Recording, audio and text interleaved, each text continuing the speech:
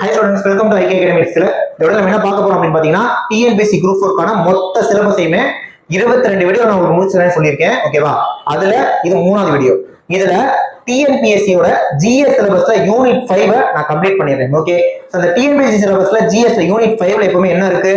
எக்கனாமிக்ஸும் தமிழ்நாட்டோட அந்த அட்மினிஸ்ட்ரேஷனும் இருக்கு. ஓகேவா? தமிழக அரசோட வளர்ச்சி நிர்வாகம், இந்த ரெண்டும் இருக்கு. இதுல எக்கனாமிக்ஸ் நான் ஆல்ரெடி முடிச்சிட்டேன். இப்போ இந்த டாபிக்ல இருந்து மட்டுமே உங்களுக்கு 20 கேள்வி இருக்கு.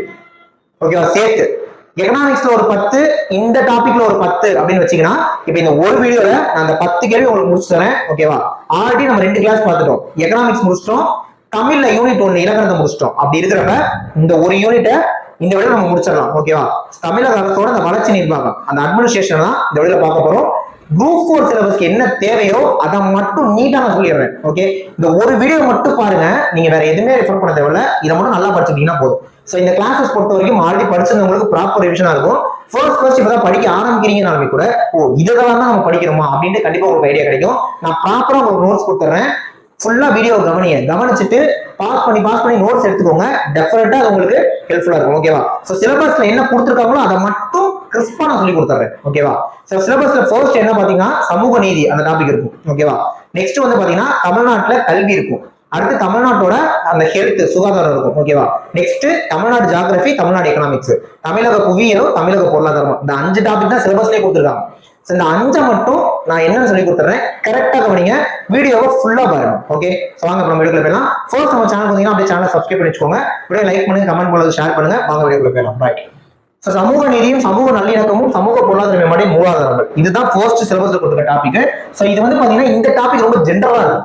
ஸோ சமூக நீதினா சோசியல் ஜஸ்டிஸ்னா என்ன, அது மாதிரிதான் இருக்கும். ஸோ கவனிச்சிடலாம், அப்படியே பார்த்துலாம். கவனிங்க. சமூகம் உருவாக்கும் எதிர்மறை மதிப்பீடுகள் சமத்துவமின்மையை ஏற்றத்தாழ்வையை உருவாக்குது. ஓகேவா? இந்த எதிர்மறை மதிப்பீடுகள்லாம் சமத்துவமின்மையை ஏற்றத்தாழ்வையை உருவாக்குது. இந்த சமத்துவமின்மையை குறைக்கணும், ஏற்றத்தாழ்வை குறைக்கணும், இன்இக்வாலிட்டியை குறைச்சி ஈக்குவாலிட்டி ஏற்படுத்தணும் அப்படிங்கிறது தான் சமூக நீதி அப்படின்னு சொல்றது, சோசியல் ஜஸ்டிஸ் அப்படின்னு சொல்றது. ஓகே, சோ நெக்ஸ்ட் பாத்தீங்கன்னா இன மத மொழி சிறுபான்மையினருக்காகவே ஐநா வந்து பாத்தீங்கன்னா ஒரு பிரகடனம் ஏற்படுத்தினாங்க. அது என்னைக்கு அப்படின்னா டிசம்பர் 18, 1992 அன்னைக்கு. இது வந்து பாத்தீங்கன்னா இன மத மொழி சிறுபான்மையினருக்காக ஐநா பிரகடனம் கொடுத்த நாள் என்னைக்கு அப்படின்னா டிசம்பர் 18, 1992. இதெல்லாம் ஃபேக்சுவலா இருக்கிறத கண்டிப்பா நீங்க எழுதிக்கோங்க. டெஃபினட்டா உங்களுக்கு யூஸ்ஃபுல்லா இருக்கும். ஓகே, நெக்ஸ்ட் வந்து பாத்தீங்கன்னா இந்த இன்இக்வாலிட்டியை குறைச்சி ஈக்குவாலிட்டியை ஏற்படுத்துங்கிறதுக்காக நம்ம கான்ஸ்டிடியூஷன்ல 2 ஆர்டிகல் அதாவது கொடுத்துருக்காங்க. இந்திய அரசியல் சட்டம் 1949 பிரிவு 15(4) ஆர்டிகல் 15ல வந்து பாத்தீங்கன்னா கொடுத்துருக்காங்க. சமூக மற்றும் கல்வியில் பிற்படுத்தப்பட்ட வகுப்பினர் அல்லது பட்டியல் சாதி மற்றும் பழங்குடியினர் முன்னேற்றத்திற்காக சிறப்பு திட்டங்கள் உருவாக்குவதற்கு அரசியல் சட்ட விதி 22 தடையாக இருக்காது அப்படின்னு சொல்றது பிரிவு 15(4). பிரிவு 16(4) அப்படின்றது அரசு பணியில் போதிய அளவு பிரதிநிதித்துவம் பெறாத அனைத்து பிற்படுத்தப்பட்ட உறுப்பினருக்கான பணி நியமனங்களில் இடஒதுக்கீடு வழங்க மேற்கொள்ளப்படும் செயல்களுக்கு இவ்விதி தடையாக இருக்காது. ஸோ இந்த 2ம் முக்கியமான விஷயம் இந்த சமூக நீதியை அமல்படுத்துறதுல. ஓகே, நெக்ஸ்ட் பாருங்க, ரன்லைன் அப்படின்ற மாத இதழோட இணையத்துக்கு சென்று அங்கே நோபல் பரிசு பெற்ற பொருளாதார மேதை அமர்த்தியா சென் எழுதிய பாலின பாகுபாட்டின் பல்வேறு முகங்கள் என்ற தலைப்பிலான சிந்தனையை தூண்டும் கட்டுரையை வாசிக்கவும். அதில் அவர் 7 விதமான பாகுபாடுகளை பண்ணிடுறார். வாசிக்கணும், உங்களுக்கு வாசிக்க சொல்ல அது அந்த 7 விஷயத்த நான் என்ன சொல்லிடுறேன். ஓகேவா? அமர்த்தியா சென் எழுதின இந்த தலைப்புல அந்த 7 பாகுபாடு என்ன அப்படின்னா இறப்புல பாகுபாடு, ஓகேவா, பிறப்புல பாகுபாடு, அடிப்படை வசதிகள்ல பாகுபாடு, சிறப்பு வாய்ப்புகள்லையும் பாகுபாடு, தொழில பாகுபாடு, உடைமை கொண்டதுல பாகுபாடு, இல்லத்துல பாகுபாடு. ஓகேவா? சோ இதெல்லாம் அவர் சொல்லக்கூடிய பாகுபாடுகள், மொத்தம் அந்த 7 பாகுபாடுகள். ஓகே, நம்ம நாட்டில் இருக்கக்கூடிய முக்கியமான பிரச்சனை என்ன அப்படின்னா பொருளாதார சமத்துவத்தை ஏற்படுத்தணும். சோ பொருளாதார சமத்துவம் இல்லாம இருக்கிறது நம்ம நாட்டுக்கு முக்கியமான பிரச்சனை. அப்ப அதை நீக்கணும்னா நீங்க என்ன பண்ணணும்? பொருளாதார சமத்துவத்தை ஏற்படுத்தணும். ஓகே, நெக்ஸ்ட் ரொம்ப முக்கியமான ஒரு இது, நம் நாட்டில் இருக்கக்கூடிய பிற்படுத்தப்பட்ட பிரிவினரோட மேம்பாட்டுக்காக முதல் ஆணையம் 1953 அமைச்சிருக்காங்க. அதுக்கு பேரு காகா கலேல்கர் அப்படின்னு சொல்லுவாங்க. சோ காகா கலேல்கர் அவர்களோட தலைமையில் அமைய பெற்ற இதுதான் சுதந்திர இந்தியாவோட முதல் பிற்படுத்தப்பட்ட ஆணையம். அப்ப காகா கலேல்கர் அவர் அமைச்ச ஆணையம் இது. எந்த வருஷம்? 1953. ஓகேவா? மீதி எல்லாமே சமூக நீதி ஏற்படுத்தணும் அப்படின்னு சொல்லிட்டு ஜென்ரலா இருக்கக்கூடிய விஷயங்கள் தான். ஓகேவா? அது ரொம்ப தியரி வைஸ் இருக்கிறதுலாம் நீங்க படிச்சுக்கோங்க. நான் எக்ஸாம் பாயிண்ட் ஆஃப் என்ன முக்கியம் அதை மட்டும் சொல்றேன். ஓகேவா? சோ நெக்ஸ்ட் தமிழகத்தில் கல்வி. சோ தமிழ்நாட்டுல எஜுகேஷன் என்னன்னு பாத்துடலாம். சோ தமிழகத்தில் கல்வி. சோ தமிழகத்தில் கல்வி எஜுகேஷன் பொறுத்த வரைக்கும் நம்ம இதுல என்னென்ன டிஸ்கஸ் பண்ண போறோம் அப்படின்னா ஸோ ஃபர்ஸ்ட் இண்டெக்ஸ் பார்க்கலாம். இந்தியா லெவல்ல எழுத்தறிவு எப்படி இருக்கு, தமிழ்நாடு லெவலில் எழுத்தறிவு எப்படி இருக்குங்கிறத பார்த்துட்டு, ஸோ நம்ம தமிழ்நாட்டில் கல்வி ரிலவெண்டா என்னென்ன திட்டங்கள் ஸ்கீம்ஸ் போட்டிருக்காங்க அதெல்லாம் நான் சொல்லிடுறேன். நெக்ஸ்ட் அந்த ஃபர்ஸ்ட் மதிய உணவு திட்டம் நீதி கட்சி டைம்ல ஆரம்பிச்சு அடுத்து காமராஜர் மாத்தி திரும்ப சத்துணவு திட்டம் மாத்தி அது எப்படி டிராவல் ஆயிருக்கு, கல்வி ரிலவெண்டா படிக்கிற ஸ்டூடெண்ட்ஸ்க்கு என்னென்னலாம் இலவசமா கொடுக்குறாங்க தமிழ்நாடு கவர்மெண்ட்ல, இதெல்லாம் டீடைலா சொல்லிடுறேன். கரெக்டா கவனிங்க, எக்ஸாம் பாயிண்ட் ரொம்ப ஹெல்ப்ஃபுல்லா இருக்கும். கடைசியா இண்டெக்ஸ் எடுத்ததுலாம் 2011 ஓகேவா. தமிழ்நாட்டோட கல்வி அறிவு 2011 படி 80.3 உங்களுக்கு கண்டிப்பா தெரியும். இந்த வீதம் வந்து தேசிய சராசரியை விட அதிகம் தான். ஓகே, எழுத்தறிவு வீதம் இந்தியா தமிழ்நாடு ஒப்பீடு 1901 இருந்து 2011 வரைக்குமே நான் கொடுத்துருக்கேன். இதுல வந்து எல்லாமே தேவையில்ல, இந்த 2001 2011 மட்டும் பாத்துக்கோங்க ஓகேவா. இல்ல சார் எனக்கு இது ஃபுல்லாவே தேவைன்னா ஒன்றும் பிரச்சனை இல்லை, அப்படியே வீடியோ பாஸ் பண்ணி எழுதிக்கோங்க அழகா ஓகேவா. இல்ல அப்படியே ஸ்கிரீன்ஷாட் எடுத்து வச்சுக்கோங்க, நான் வந்துடுறேன். நீங்க ஸ்கிரீன்ஷாட் எடுத்து சேவ் கூட பண்ணி வச்சுக்கோங்க, ஒன்றும் பிரச்சனை இல்லை. இந்த டேட்டாஸ் ரொம்ப முக்கியம். 10 வருஷம் ஓடி எடுக்கிறது, ஃபர்ஸ்ட் வருஷம் 1901 எடுத்திருக்காங்க, அதான் 1901 எடுக்கல, அதுக்கு முன்னாடி எடுத்திருப்பாங்க. இது வந்து இந்த 1901 மட்டும் பாத்துக்கோங்க. ஆணுக்கு கல்வி அறிவு வீதம் ஆரம்பத்துல எப்படி இருக்குன்னு பாத்துருக்காங்க. 1901 பெண்களோட கல்வி அறிவு வீதம் வெறும் 0.60% இருந்திருக்கு. அது தமிழ்நாடு இப்படியே இருந்திருக்கு. 1% கூட பெண்கள் படிக்காம இருந்திருக்காங்க 1901 தமிழ்நாட்டுல, பாத்துக்கோங்க. நீங்க நம்ம நிறைய பேசுறோம், ஆனா இந்த இடத்துல பாருங்க 1901 பெண்களோட கல்வி அறிவு தான் 60% இல்ல 0.6%. 100 பெண்கள் எடுத்தீங்கன்னா அது ஒருத்தர் கூட படிக்கலையா ஓகேவா. 200 பெண்கள் எடுத்து பாக்குறப்ப ஒருத்தர் படிச்சிருக்காங்க. ஆண்களுமே பாருங்க பெருசா 9.8 தான், மொத்தமே 5.3 இருந்து இப்படியே டெவலப் ஆகி 2011 எங்க கொண்டு நிப்பாட்டிருக்காங்க. ஆண்கள் 82.14, பெண்கள் 65.46, மொத்தமா 74.04. இது இந்தியால, சாரி தமிழ்நாடு சொல்லிட்டேன்னா இந்தியால, இது வந்து இந்தியால. அப்படியே தமிழ்நாட்டுல பாத்தீங்க அப்படின்னா சோ பரவாயில்ல, ஆண்கள் 14.10, பெண்கள் 1 இருந்திருக்காங்க, மொத்தமா 7.60. தமிழ்நாட்டுல பாத்துக்கோங்க, சாரி நான் தமிழ்நாடு சொல்லிட்டேன், இது இந்தியாவுக்கு, இது தமிழ்நாடு. தமிழ்நாடுக்கு பாக்குறப்ப ஆண்கள் 86.81, பெண்களுக்கு 73.86, மொத்தமா 80.33. அப்ப தேசிய சராசரி விட நம்ம மாநிலத்தோட சராசரி அதிகமா தான் இருக்கு ஓகேவா. குறிப்பா 1961 1971 ஆண்டுகள்ல 5 வயதுக்கு மேலுள்ள நம்மளோட எழுத்தறிவு தான் கணக்கிடப்பட்டிருக்கு. 1981 இருந்து 7 வயசுக்கு மேல இருக்கவங்க எழுத்தறிவு மட்டும் கணக்கு பண்ணிருக்காங்க ஓகேவா. நெக்ஸ்ட் நம்மளோட பள்ளி கல்வி எப்படி இருக்கு. நம்மளோட பள்ளி கல்வி பன்னாட்டு பள்ளி படிப்பை கொடுக்குது. 10+2+3 தமிழ்நாட்டில் இருக்கக்கூடிய எஜுகேஷன் சிஸ்டம் ஓகேவா. அதான் சார் 10+2+3 அப்படின்னா நம்ம 10th வரைக்கும் படிக்கிறோம்ல, அது வந்து 10, +1 +2 படிக்கிறது 2, அப்ப 3 வருஷம். அந்த இளநிலை கல்வி பட்டம் யூஜி படிக்கிறோம்ல, அது 3 வருஷம். ஸோ அதான் 10+2+3 அப்படின்னு சொல்றாங்க. ஸோ நம்மளோட எஜுகேஷன்ல இருக்கக்கூடிய இயக்கங்கள் என்ன அப்படின்னா, கல்வித்துறை அமைச்சர் தான் மாநிலத்தோட ஒட்டுமொத்த கல்வி நிலையங்களுக்கு உறுப்பினர் ஓகேவா. ஸோ பள்ளி கல்வித்துறையின் கீழ் பின்னுரை இயக்கங்களோட இப்ப பள்ளி கல்வித்துறை அமைச்சர் உங்களுக்கு தெரியும், அன்பழகன் எஸ்பி அவர்கள் தான் ஓகேவா. அவர் நம்ம திருச்சியில திருவாரூர் தொகுதியோட எம்எல்ஏ தான் அவரு. ஸோ அவர் தான் இப்ப வந்து பள்ளி கல்வித்துறை அமைச்சரா இருக்காரு. ஓகே, உயர்கல்வித்துறை அமைச்சர் கீழே கமெண்ட் பண்ணுங்க சரிங்களா. இது வந்து நீங்க கரண்ட் இதெல்லாம் தெரிஞ்சு வச்சுக்கீங்க. சோ என்னென்ன இயக்கங்கள் இருக்குன்னா, தொடக்க கல்வி இயக்கம் அப்படின்னு ஒண்ணு இருக்கு, சமகிருஷ்டா அனைவருக்குமான ஒருங்கிணைந்த கல்வித்திட்ட இயக்கம்னு ஒண்ணு இருக்கு, பள்ளி கல்வி இயக்கம் இருக்கு, அரசு தேர்வு இயக்கம் இருக்கு, மாநில கல்வியில ஆராய்ச்சி மற்றும் பயிற்சி நிறுவனம் அப்படின்னு ஒண்ணு இருக்கு, முறைசாரா மற்றும் வயது வந்தோர் கல்வி இயக்கம் இருக்கு, பொது நூலகங்கள் இயக்கம் இருக்கு, ஆசிரியர் தேர்வு வாரியம் இருக்கு, டீச்சர்ஸ் ரெக்ரூட்மெண்ட் டிஆர்பின்னு சொல்றோம்ல அது, தமிழ்நாட்டு பாடநூல் கழகம் இருக்கு. இதெல்லாம் நம்ம தமிழ்நாட்டில் இருக்கக்கூடிய இயக்கங்கள். நெக்ஸ்ட் அங்கன்வாடி திட்டம். அங்கன்வாடி என்ன சொன்னா, நம்ம சின்ன பிள்ளை சொல்லுவாங்க பால்வாடி அப்படின்ட்டு. ஏன்னா நமக்கு ஸ்கூல் அப்படின்றது கல்விகள் எங்க இருந்து ஆரம்பிக்குது, அங்கன்வாடி பால்வாடியில இருந்து ஆரம்பிக்குது ஓகேவா. அங்கன்வாடி திட்டம்னு என்னன்னு பார்த்தலாம், இசிசின்னு சொல்லுவாங்க. அங்கன்வாடி என்பது இந்திய அரசால் நடத்தப்படும் தாய் சேய் நல மையமாகும். இங்கு பிறந்தது முதல் 6 வயது வரை உள்ள குழந்தைகளுக்கான சேவைகள் வழங்கப்படுது. 1925ஆம் ஆண்டு ஒருங்கிணைந்த குழந்தைகள் மேம்பாடு சேவை திட்டத்தின் கீழ் குழந்தைகள் பசியால் வாடி நலமற்றவர்களாக மாறுவதை தடுக்கவும், அவர்களிடையே பெருமளவில் காணப்படும் ஊட்டச்சத்து குறைபாடை போக்கவும் இம்மையங்களால் துவங்கப்பட்டிருக்கு. தமிழ்நாட்டில் இம்மையங்கள் பொதுவாக பால்வாடி அப்படிங்கிற பேர் அறியப்படுது. தமிழ்நாட்டில் 54,419 அங்கன்வாடி மையங்கள் செயல்படுது.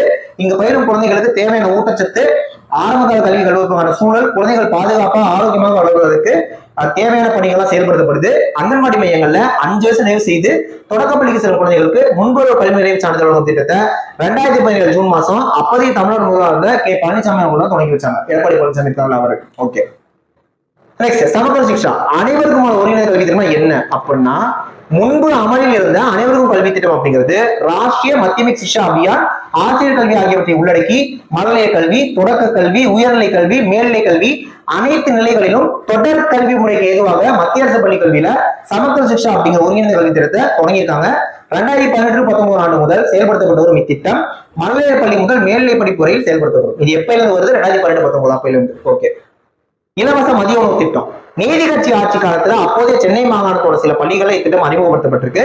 காமராஜர் ஆட்சி காலத்துல மதிய உணவு திட்டமா இது மாறிச்சு. 1956 ஆண்டு பாரதியார் பிறந்த எட்டயபுரத்துல முதல் மதிய உணவு திட்டம் தொடங்கப்பட்டது. எம்ஜிஆர் ஆட்சியில சத்துணவு திட்டமா விரிவடைந்துச்சு. திமுக ஆட்சியில சத்துணவு முட்டை அறிமுகப்படுத்துச்சு. அதன் பின்னர் அதிமுக ஆட்சியில சத்துணவுல புதிய உணவுப் பொருட்கள்லாம் அறிமுகப்படுத்தப்பட்டன. தமிழகத்துல சத்துணவு திட்டத்தை வரலாறு மட்டும் தனியா எடுத்து பார்க்கலாம். கவனிங்க. 1925 பள்ளிகள்ல பசியோடு வரும் குழந்தைகள்லாம் படிப்புல ஆர்வம் இல்லாம இருந்துடக்கூடாது, அவங்க பசியோடு இருக்கக்கூடாது அப்படிங்கிறதுக்காக சார் பி.டி. தியாகராஜர் அப்படிங்கிற சென்னை மேயரா இருந்தப்ப மிட் டே மீல் ஸ்கீம் அப்படிங்கிற பேர்ல பகுதி உணவு திட்டம் உருவாயிருக்கு.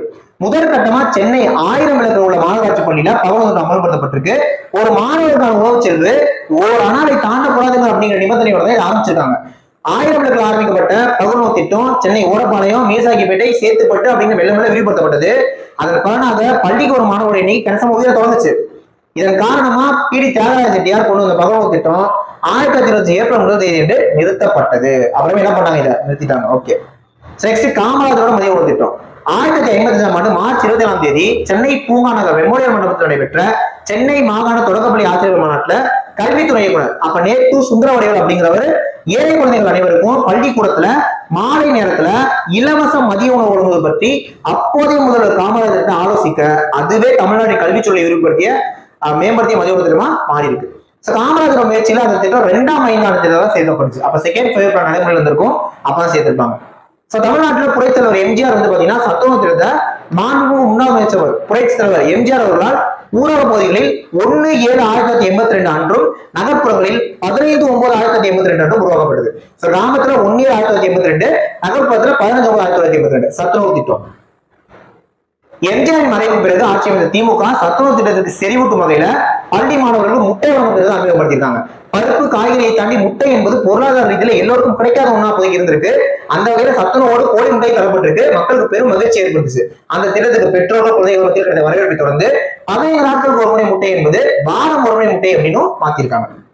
ஜெயலலிதா ஆட்சி காலத்துல திரும்ப பயிறு சுண்டல் அப்படின்னா அது விரிவுபடுத்தப்பட்டிருக்கு. தற்போது சத்துணவு திட்டமானது தமிழகம் முழுவதும் உள்ள அரசு பள்ளிகள், உள்ளாட்சி பள்ளிகள், அரசு நிதியுதவி பெறும் பள்ளிகள், ஆதிதிராவிடர் நலம், சிறுபான்மையினர் மற்றும் தேசிய குழந்தை தொழிலாளர் திட்டத்தில் உள்ள பள்ளிகள் ஆகியவற்றில் பயிலும் மாணவர்களுக்கு செயல்படுத்தப்படுது. இத்திட்டத்திற்கான நிதி மாநில மற்றும் மத்திய அரசால ஒதுக்கீடு செய்யப்படுது.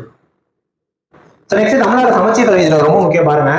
தமிழக அரசின் கட்டுப்பாட்டு பள்ளிகள்ல அரசு பாடத்திட்டம், மெட்ரிக் பாடத்திட்டம், ஓரியண்டல் பாடத்திட்டம், ஆங்கிலோ இந்தியன் பாடத்திட்டம் 4 வகையா இருந்தது. இவ்வேறுபட்ட பாடத்திட்டங்கள் மாணவர்கள் மத்தியில் ஏற்றத்தாழ்வு உருவாக்கி வந்ததால ஒரே சீரான பாடத்தை அமல்படுத்த வேணும் அப்படின்ட்டு சமூக அக்கறை கொண்ட கல்வியாளர்கள் நீண்ட காலமாக கோரி வந்ததுனாலதான் நாட்டின் ஆக பெரும்பான்மை மாநிலங்களில் இருந்து வருவதை போன்ற பொது பாடத்திட்ட முறையை கடந்த திமுக அரசு நடைமுறைப்படுத்த முன் வந்துச்சு. அதுக்காக ஒரு குழு போட்டாங்க. அந்த குழுக்கு பேரு முத்துக்குமரன் குழு. 2006 முத்துக்குமரன் குழு. 2006 திமுக அரசு பதவியேற்றவுடன் சமச்சீர் கல்வி முறையை கொண்டு வரலாமா வேணாமா என்பது குறித்து ஆராய பாரதிதாசன் பல்கலைக்கழகத்தின் முன்னாள் துணைவேந்தர் முத்துக்குமரன் தலைமையில் கல்வியாளர்கள் S.S. ராஜகோபாலன், ஜார்ஜ் ஜாகரையும் கொண்ட குழு உருவாக்கப்பட்டுச்சு. இக்குழு தமிழகத்தின் நடைமுறையில் இருந்து வரும் பல்வேறு பாடத்திட்டங்களையும் கர்நாடகம், குஜராத், கேரளா, மகாராஷ்டிரா ஆகிய மாநிலங்களில் இருந்து வரும் பாடத்திட்டங்களையும் ஆராய்ந்து சமச்சீர் கல்வி முறையை நடைமுறைப்படுத்துவதற்காக 109 பரிந்துரைகளை அரசுக்கு அளிச்சிருக்கு. ஓகே. சமச்சீர் கல்வி எப்படி அமலாக்கம் பண்ணாங்கன்னு பார்ப்போம். அதன்படி ஸ்டேட் போர்டு எனப்படும் மாநில கல்வி வாரியம், மெட்ரிகுலேஷன் வாரியம், ஆங்கிலோ இந்தியன் கல்வி வாரியம் மற்றும் OSLC வாரியம் ஆகியவற்றை இணைத்து ஒரே வாரியமாக்கி சமச்சீர் கல்வியை வழங்கும் திட்டத்தை முந்தைய அரசு திமுக முன் வச்சு அதன் பொருட்டு பாடத்திட்டங்களை தயாரிக்க ஒரு நிபுணர் குழுவையும் தமிழக அரசு அமைத்து பாடத்திட்டங்கள் தயாரிக்கப்பட்டு 1 மற்றும் 6ஆம் வகுப்புகளுக்கு கடந்த 2019 ஆண்டுகளில் சமச்சீர் கல்வி திட்டம் முதன்மை அமல் செய்யப்படுது. அதுக்கப்புறம் 10ஆம் வகுப்பு வரை உள்ள இதர வகுப்புகள் 2, 3, 4, 5, 7, 8, 9, 10 இவங்களுக்குலாம் 2011-12ஆம் ஆண்டு முதல் சமச்சீர் கல்வி அறிமுகப்படுத்தப்படும் அப்படின்னு திமுக அரசு அறிவிச்சிருந்தாங்க. ஆனா அப்ப ஆட்சி மாற்றம் 2003 ஏடிஎம்கே வின் பண்ணிடுவாங்க. ஆனா தமிழகத்தில் ஆட்சி மாற்றம் ஏற்படுத்தி அடுத்து சமச்சீர் கல்வி திட்டம் ஆட்டம் கண்டது. சமச்சீர் கல்வியை புதிய அரசு தற்போதைக்கு நிறுத்தி வைப்பது அப்படின்னு முடிவு செய்தவுடன் அதை எதிர்த்து உயர்நீதிமன்ற வழக்கு கொடுக்கப்பட சமச்சீர் கல்வி திட்டத்தை நடைமுறைப்படுத்த வேண்டும் என்று உயர்நீதிமன்றம் ஆணையிட அதை எதிர்த்து தமிழக அரசு உச்சநீதிமன்றம் முறைப்படி பண்ணாங்க. உச்சநீதிமன்றமும் ஏற்கனவே நடைமுறையில் இருந்த 1 மற்றும் 6ஆம் வகுப்புகளுக்கான சமச்சீர் கல்வி திட்டம் தொடரணும், இதர வகுப்புகளுக்கு சமச்சீர் முறை நடைமுறைப்படுத்துவது பற்றி ஆராய தமிழக அரசு ஒவ்வொரு நிபுணர் குழுவை அமைத்து அதன் பரிந்துரைகளின்படி முடிவெடுக்க வேண்டும் அப்படின்னு உத்தரவிட்டாங்க. ஓகே, அதுக்கப்புறமா சமச்சீர் கல்வி தமிழ்நாட்டில் வந்துருச்சு. தமிழக அரசின் பள்ளி மாணவர்களான நலத்திட்டங்கள். தமிழ்நாட்டில் பள்ளி மாணவர்களது புத்தக சுமையை குறைக்கும் நோக்கத்தோடு 2012-13 கல்வியாண்டு முதல் 30 முறை அறிமுகம் செய்யப்படுது.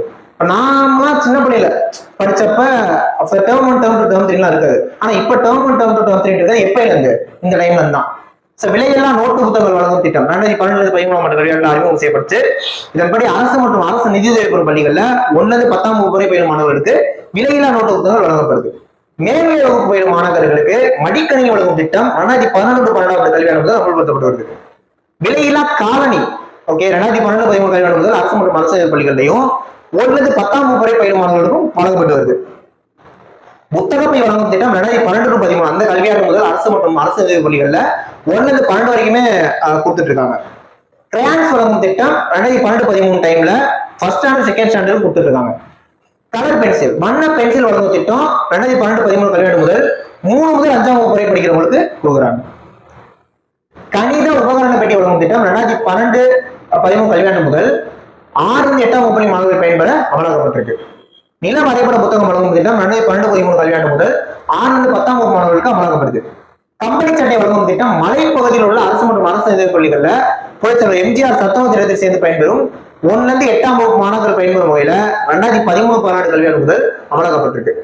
மழைக்கால ஆடை உரை காலனி மற்றும் காலனி வழங்கும் திட்டம் 2016-17 கல்வியாண்டு முதல் அமலாக்கப்பட்டிருக்கு. இத்திட்டத்தின் கீழ் மலைப்பகுதியில் உள்ள அரசு மற்றும் அரசு நிதியுதவி பெறும் புரட்சித் தலைவர் எம்ஜிஆர் சத்துணவு திட்டத்தில் சேர்ந்து பயன்பெறும் 12ஆம் வகுப்பு மாணவர்கள் பயன்பெறுகிறார்கள். 1-8 18ல 1-8 வருவாய் ஈட்டும் பெற்றோரை இழந்த மாணவர்களுக்காக நிதியுதவி திட்டத்தின் மூலம் அரசு மற்றும் அரசு நிதியுதவி பெறும் பள்ளிகள்ல 1-12ஆம் வகுப்பு வரை பயிலும் மாணவர்களுக்கு அவர்களின் வருவாய் ஈட்டும் பெற்றோர் தாய் தந்தை மரணம் அடைந்தாலோ விபத்து காரணமாக நிரந்தர முடக்கம் அடைந்தாலோ பாதிக்கப்பட்ட மாணவர்கள் பேரில் 75,000 அரசு நிதி நிறுவனங்களில் வைப்பு நிதியாக செயல்படுத்தப்படுகிறது செலுத்தப்படுது. மாணாக்கர் விபத்து நிவாரண நிதி திட்டம் பள்ளி மற்றும் பள்ளிசார் செயல்பாடுகளின் போது எதிர்பாராத நிகழும் விபத்துகளால பாதிப்புக்குள்ளாகும் மாணவர்களுக்கு இறப்பு நேரிடின் 1 லட்சமும் பெரிய காயங்களுக்கு 50,000மும் சிறிய காயங்களுக்கு 25,000மும் மாணவர்களோட குடும்பத்திற்கு நிவாரண நிதியா வழங்கப்படுது. நெக்ஸ்ட் புவியியல் தகவல் முறைமையில பள்ளி சார்பங்களை அனைவருக்கும் கல்வி இயக்கத்தின் கீழ் 2012-13 கல்வியாண்டுகள் இணைத்து பராமரிக்கப்பட்டு வருது. கல்வி தொலைக்காட்சி இந்தியாவிலேயே முதல் மாநிலமாக தமிழ்நாட்டு மாணவர்களோட கல்வித்திறனை மேம்படுத்துவதற்காக தமிழக அரசின் பள்ளிக்கல்வித்துறை சார்பாக கல்வி தொலைக்காட்சி அப்படிங்கிறது 26/8/2019 அன்னைக்கு தொடங்கப்படுது. இதோட கல்வி எஜுகேஷன் அப்படிங்கிறது முடிஞ்சு ஜெனரல் நிறைய விஷயமா சொல்லியிருப்பேன், ஃபேக்ட்ஸாவும் நிறைய விஷயமா சொல்லியிருக்கேன். ஓகேவா? நெக்ஸ்ட் தமிழ்நாட்டோட நலவாழ்வு முறைகள் ஹெல்த்தை பத்தி பார்க்கலாம். இதெல்லாம் வந்துட்டு குரூப் 4 சிலபஸ்ல டைரக்டா இருக்க விஷயங்கள். ஃபர்ஸ்ட் பார்த்த சமூக நீதி, கல்வி, நலவாழ்வு. ஓகேவா? கவனிங்க. மக்கள் நலவாழ்வை பொறுத்தவரையில ஐக்கிய நாடுகள் மில்லினியம் வளர்ச்சி இலக்குகள் 2015 வைக்கப்பட்ட குறியீடுகள் மற்றும் தேசிய அளவிலான குறியீடுகளை தமிழ்நாடு ஏற்கனவே அடைந்துள்ள நிலையில் நிலையான அபிவிருத்தி இலக்கு சஸ்டைனபிள் டெவலப்மெண்ட் கோல் SDGன்னு சொல்றத 2030க்குள்ள அடையணும்னு தமிழ்நாடு முனைப்போட செயல்பட்டு வருது. ஓகேவா? தமிழ்நாட்டுல சுகாதார சேவைகளோட வரலாறு என்ன? ஃபர்ஸ்ட் 1639 ஆண்டு கிழக்கிந்திய கம்பெனியோட நோயுற்ற படை வீரர்களை குணப்படுத்துவதற்காக முதல் ஆங்கிலேய மருத்துவமனை ஏற்படுத்தப்பட்டதா நம்பப்படுது. நெக்ஸ்ட் 1644ல நவீன மருத்துவமனை துவக்கம் அப்படின்னு அறியப்படுது. அது என்னன்னா ஒரு சிறிய மருத்துவமனையாக துவங்கப்பட்டு தற்போது சென்னை மருத்துவக் கல்லூரி நிலையில புகழ் வாய்ந்த அரசு பொது மருத்துவமனையாக அது வளர்ந்திருக்கு. அது எப்ப கொண்டு வந்தாங்க? 1644. ஓகேவா? 1835ஆம் ஆண்டு நம் மாநிலத்தின் முதல் மருத்துவக் கல்லூரியான சென்னை மருத்துவக் கல்லூரி தொடங்கப்படுது.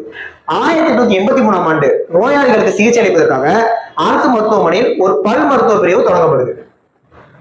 அடுத்து 1885 திருவல்லிக்கேணியில கஸ்தூரிபா காந்தி மருத்துவமனை கோஷா மருத்துவமனை தொடங்கப்படுது.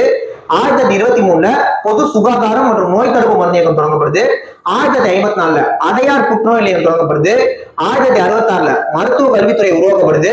1981ல மருந்து கட்டுப்பாட்டு துறை உருவாக்கப்படுது. அதே 1981ல மாநில சுகாதார போக்குவரத்து துறையும் உருவாக்கப்படுது. 1983ல குடும்ப நலத்துறை உருவாக்கப்படுது. 1986ல பார்வை இழப்பு தடுப்பு சங்கம் உருவாக்கப்படுது. 1994ல தமிழ்நாடு மருத்துவ பணிகள் கழகம் அது உருவாக்கப்படுது. 1994ல தமிழ்நாடு மாநில எய்ட்ஸ் கட்டுப்பாடு சங்கம் உருவாக்கப்படுது. அடுத்து 1999ல மருத்துவ மற்றும் ஊரக நலத்துறை உருவாக்கப்படுது. 2002ல திருத்திய தேசிய காச நோய் கட்டுப்பாடு திட்டம் உருவாக்கப்படுது. 2005 மாநில நலவாழ்வு சங்கம் உருவாக்கப்படுது. 2008 உடல் உறுப்பு மாற்று அறுவை சிகிச்சை திட்டம் தொடங்கப்படுது. 2011 உணவு பாதுகாப்பு துறை உருவாக்கப்படுது. 2013 இந்திய அரசால் தேசிய நலவாழ்வு குழுமம் தொடங்கப்படுது. 2016 தமிழ்நாடு உறுப்பு மாற்று ஆணைக்குழு உருவாக்கப்படுது. இதெல்லாம் ஒவ்வொன்றும் ஒவ்வொரு வருஷத்துல கொண்டு வந்தது. இதெல்லாம் கரெக்டா ஒரு நோட்டை போட்டு எழுதிக்கோங்க. கண்டிப்பா இது உங்களுக்கு யூஸ்ஃபுல்லா இருக்கும். தமிழகத்துல மக்கள் நலவாழ்வுக்கான முக்கிய திட்டங்கள் என்ன? ஃபர்ஸ்ட் டாக்டர் முத்துலட்சுமி ரெட்டி மகப்பேறு நிதி திட்டம் மற்றும் அம்மா தாய் சேய் அது சொல்றது. அம்மா தாய் சேய் நலப்பேறுன்னு சொல்றது. இந்தியாவிலேயே கருவுற்ற தாய்மார்களுக்கு டாக்டர் முத்துலட்சுமி ரெட்டி மகப்பேறு நிதி உதவி திட்டத்தை 2011 முதல் செயல்படுத்தி வரும் ஒரே மாநிலமா தமிழ்நாடு திகழ்து. கருவுற்ற பெண்களுக்கு பேறுகாலத்தில் ஏற்படும் வருவாய் இழப்பை ஈடுகட்டுறதுக்கும் சத்தான உணவை உட்கொள்றதுக்கும் இந்த திட்டத்துல இதுவரை வழங்கப்பட்ட நிதி உதவி 12,000 ரூபாயில இருந்து அப்போதைக்கு 12,000 ரூபாய் கொடுத்துருக்காங்க. ஆனா 1/4/2018 இருந்து அது 18,000 ரூபாய் உயர்த்திருக்காங்க. இந்த திட்டத்துல கர்ப்பிணி பெண்களுக்கு உள்ள ரத்த சோகை போகவும் பிறந்த குழந்தைகளோட எடைகளை உயர்த்துறதுக்கும் இரும்பு சத்து மற்றும் ஊட்டச்சத்து பொருட்கள் அடங்கிய அம்மா தாய் சேய் நலத்திட்டங்கள் 2 வழங்கப்படுது. இத்திட்டம் 4/2011 தொடங்கியிருக்காங்க. அடுத்து நடமாடும் மருத்துவமனை திட்டம். இந்த திட்டம் கீழ் தற்போது 416 நடமாடும் மருத்துவமனைகள் செயல்படுது. ஒவ்வொரு வட்டாரத்திலையும் ஒவ்வொரு மாதமும் 40 முகாம்கள் நடத்தப்படுது. அம்மா குழந்தை நலப்பரிசு பெட்டக திட்டம். இது பாத்தீங்கன்னா அரசு மருத்துவ நிலையங்களில் பிறக்கும் சுமார் 6.7 லட்சம் குழந்தைகளோட தாய்மார்களுக்கு பேறு காலத்திற்கு பின் தாய்மார்கள் மற்றும் பச்சிளம் குழந்தைகளின் ஆரோக்கியத்தை உயர்த்தும் பொருட்டு 16 பொருட்கள் அடங்கிய அம்மா குழந்தை நலப்பரிசு பெட்டகம் ஆண்டு ஒன்றுக்கு 67 கோடி ரூபாய் செலவு வழங்கப்பட்டு வருது. இந்த திட்டம் அப்போதைய முதலமைச்சர் ஜெயலலிதா அவர்களால் 8/9/2015 துவங்கப்படுது. அம்மா ஆரோக்கிய திட்டம் என்பது ஆண்டிற்கு ஒரு முறை 30 வயதும் அதற்கு மேற்பட்ட அனைவருக்கும் அடிப்படையான முழு உடல் பரிசோதனை செய்யறது. இதனால நோய் ஏற்படாமல் தடுக்கிறதுக்கும் மற்றும் அடிப்படை பரிசோதனை வசதிகள் கட்டணமின்றி எளிதில் கிடைக்கும் வகை செய்யப்படுது. இத்திட்டம் தமிழகத்துல 501 ஆரம்ப சுகாதார நிலையங்கள் மற்றும் நகர்ப்புற சுகாதார நிலையங்கள் துவங்கப்படுது. இந்த திட்டத்துல 25 பரிசோதனைகள் மேற்கொள்ளப்பட்டிருக்கு. இந்த திட்டம் தொடங்கப்பட்ட மார்ச் 2016 முதல் மார்ச் 2019 வரை 49.1 லட்சம் பயனாளிகள் பயனடைஞ்சிருக்காங்க. அம்மா முழு உடல் பரிசோதனை மற்றும் அம்மா மகளிர் சிறப்பு முழு உடல் பரிசோதனை திட்டம் முதல் கட்டமாக சென்னை அரசு பொது மருத்துவமனையில 1/3/2016 முதல் செயல்படுத்தப்பட்டு வருது. இதுவரை 33,631 நபர்கள் முழு உடல் பரிசோதனை செய்து கொண்டுள்ளனர். சென்னை ஓமந்தூரார் அரசினர் தோட்டத்துல அமைந்துள்ள தமிழ்நாடு அரசு பன்னோக்கு உயர் சிறப்பு மருத்துவமனையில 8/6/2018 அன்னைக்கு மாண்புமிகு முதலமைச்சர் அவர்களால் துவக்கப்பட்டு இதுவரை 6,323 நபர்கள் பரிசோதனை செய்து கொண்டிருக்காங்க. மேலும் இத்திட்டம் கோயம்புத்தூர், மதுரை மற்றும் திருநெல்வேலி அரசு மருத்துவ கல்லூரி மருத்துவமனைகள் ஆகியவற்றிற்கு விரிவுபடுத்தப்பட்டிருக்கு. அடுத்து 104 மருத்துவ தகவல் சேவை மற்றும் துணை மருத்துவ சேவை மருத்துவ தகவல் ஆலோசனை சுகாதாரம் சார்ந்த பொதுமக்கள் குறைகளுக்கு உரிய நேரத்தில் தீர்வு காண 30/12/2010 மணிக்கு 104 மருத்துவ தகவல் சேவை மற்றும் துணை மருத்துவ சேவை தொடங்கப்பட்டிருக்கு. தாய்ப்பால் வங்கிகள் 25 அரசு மருத்துவக் கல்லூரி மருத்துவமனைகள் மற்றும் மாவட்ட தலைமை மருத்துவமனைகள் துவங்கப்பட்டிருக்கு. 352 பேருந்து நிலையங்கள் மற்றும் முனையங்கள்ல பாலூட்டும் தாய்மார்கள் தங்கள் குழந்தைகளுக்கு தனிமையில் பாலூட்டுவதற்காக பாதுகாப்பான தனி அறைகள் ஏற்படுத்தப்பட்டிருக்கு. அனைவருக்கும் நலவாழ்வு திட்டம் அப்படின்னு என்ன சொல்லப்போனா அனைவருக்கும் நலவாழ்வு திட்டத்தின் மூலம் ஒருங்கிணைந்த முதன்மை சுகாதார பராமரிப்பு சேவைகள் பெரம்பலூர், கிருஷ்ணகிரி மற்றும் புதுக்கோட்டை ஆகிய 3 சுகாதார மாவட்டங்களையும் முறையே வேப்பூர், சூளகிரி, விராலிமலை ஊராட்சி ஒன்றியங்களுக்கு உட்பட்ட 7 துணை சுகாதார நிலையங்கள் மற்றும் 17 ஆரம்ப சுகாதார நிலையங்களில் வட்டார ஆரம்ப சுகாதார நிலையங்கள் உட்பட ஓகேவா 2016 இருந்து முதல் முன்னோடி திட்டமா செயல்படுத்தப்பட்டிருக்கு. சாலை விபத்துல சிக்கியவர்களை முழுமையாக காக்கும் தாய் திட்டம் ஓகேவா. தாய் திட்டம்னா என்ன சொல்லப்போனா 2017ஆம் ஆண்டு ஜூன் மாதத்துல தமிழகத்தில் நடைமுறைப்பட்ட இந்த திட்டம் ஆஸ்திரேலியாவின் விக்டோரியா மாநிலத்துல பின்பற்றப்பட்டு வரும் விபத்து சிகிச்சை பிரிவுகளின் நடைமுறைகளை பின்பற்றி கொண்டு வரப்பட்டது. இத்திட்டத்தை வலுப்படுத்துவதற்காக தமிழக சுகாதாரத்துறை அமைச்சர் அப்போதைக்கு விஜயபாஸ்கர் தலைமையிலான ஒரு குழு ஆஸ்திரேலியாவுக்கு சென்றிருக்கு. விபத்து சிகிச்சைகளின் தரத்தை உயர்த்துவது தொடர்பாக விக்டோரியா மாநில அரசுடன் தமிழக சுகாதாரத்துறை புதிய பொதுநல ஒப்பந்தத்தையும் கையெழுத்திட்டிருக்கு. குடற்புழு நீக்குதல் திட்டம். இந்த திட்டத்துல 1-19 வயதுக்கு உட்பட்ட அனைத்து குழந்தைகளுக்கும் குடற்புழு நீக்க மருந்து அதாவது அல்பெண்டசோல் மாத்திரைகள் பள்ளிகள் மற்றும் அங்கன்வாடி மையங்கள் மூலம் வழங்கப்படுது. மாதவிடாய் கால சுகாதார திட்டம். இந்த திட்டம் 27/3/2012 தொடங்கப்பட்டிருக்கு. வளரிளம் பெண்களிடையே மாதவிடாய் கால சுகாதாரம் குறித்த விழிப்புணர்வை ஏற்படுத்தவும் தன்னம்பிக்கையுடன் சமுதாயத்தில் வளம் பெறவும் தரம் வாய்ந்த சானிடரி நாப்கின்களை பயன்படுத்த அதிகமான வாய்ப்பை ஏற்படுத்தி தருவதும் இந்த நோக்கம். பாலூட்டும் தாய்மார்கள் வசதிகள். பாலூட்டும் தாய்மார்கள் பயணத்தின் போது அவர்களோட குழந்தைகளுக்கு தனிமையில் பாலூட்ட முடிவதால் தாய்ப்பால் குடிவதால் கிடைக்கும் நன்மைகள் அவர்கள் குழந்தைகளுக்கு கிடைக்கும். பயணம் செய்யும் தாய்மார்கள் தனிமையில் பாலூடுவதற்காக 352 பேருந்து நிலையங்கள் மற்றும் முனையங்களில் தனியாக பாலூட்டும் முறைகள் 3/8/2015 செயல்படுது. முதலமைச்சரோட விரிவான மருத்துவ காப்பீடு திட்டம் 2012.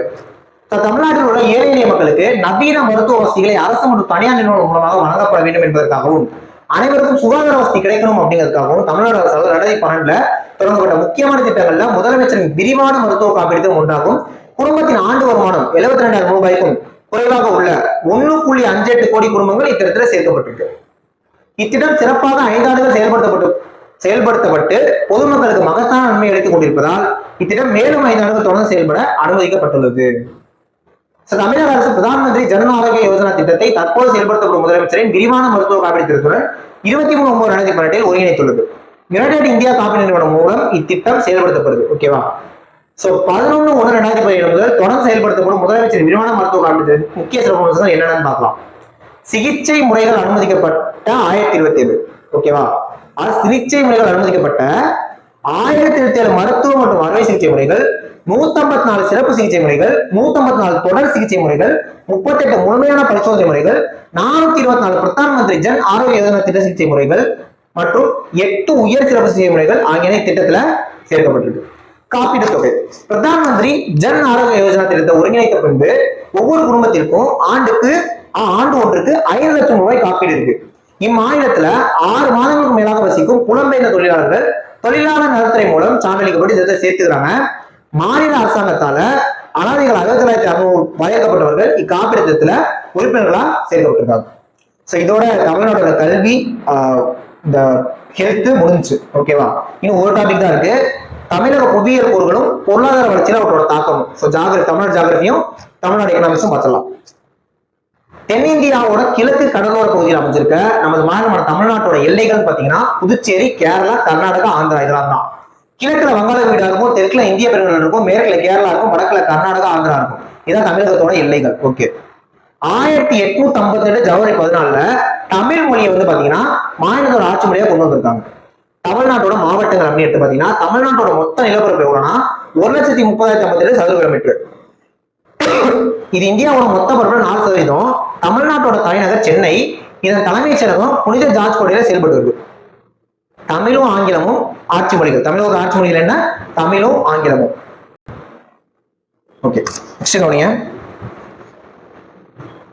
தமிழகத்தின் மொத்த மக்கள் தொகை எவ்வளவுனா அப்போதைக்கு 2011 எடுத்தது 7,21,40,30. மக்கள் நெருக்கத்துல 6வது இடத்துலையும் வளர்ச்சியில 3வது இடத்துலையும் மனித வள மேம்பாட்டுல 6வது இடத்துலையும் தமிழ்நாடு இருக்கு. தமிழகத்தின் ஒவ்வொரு மாவட்டங்களின் தனிச்சிறப்புகள் இது கண்டிப்பா கேட்பாங்க. ஓகேவா? கண்டிப்பா இது வரும். டெஃபினட்டா ஸ்டேட்மெண்ட் கொஸ்டின்ல வரும். அப்படியே ஈரோடு பார்க்கலாம். நகர வளர்ச்சியில் 2வது பெரிய நகரம் தான். தமிழகத்தோட ஈரோடு துணி வியாபாரம் இந்தியாவில் உள்ள ஜமக்காலம் மிக புகழ் பெற்றது. ஓகேவா? அடுத்து கடலூர். கடலூர்ல ஃபேமஸா இருக்கிறது நெய்வேலி அனல் மின் நிலையம். ஓகே.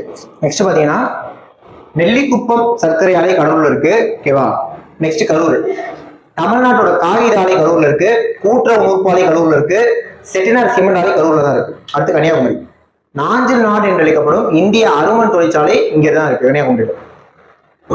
காஞ்சிபுரம் பாத்தீங்கன்னா ஹூண்டாய் கார் தொழிற்சாலை இருக்கு, மகேந்திரா போர் தொழிற்சாலை இருக்கு, செயின்ட் கோபைன் மிதவை கண்ணாடி தொழிற்சாலை இதெல்லாம் இங்க இருக்கு. அறிஞர் அண்ணா பிறந்த ஊரும் காஞ்சிபுரம் தான். கோயம்புத்தூர். இம்மாவட்டத்தில் உள்ள கடம்பாறையில் நீர்மீன் விசை உற்பத்தி செய்யப்படுது. தென்னிந்தியாவோட மான்செஸ்டர் அப்படின்னு கோவை அழைக்கப்படுது. அப்ப வட இந்தியாவோட மான்செஸ்டர் கேட்டாங்கன்னா கான்பூர் தெரியணும்.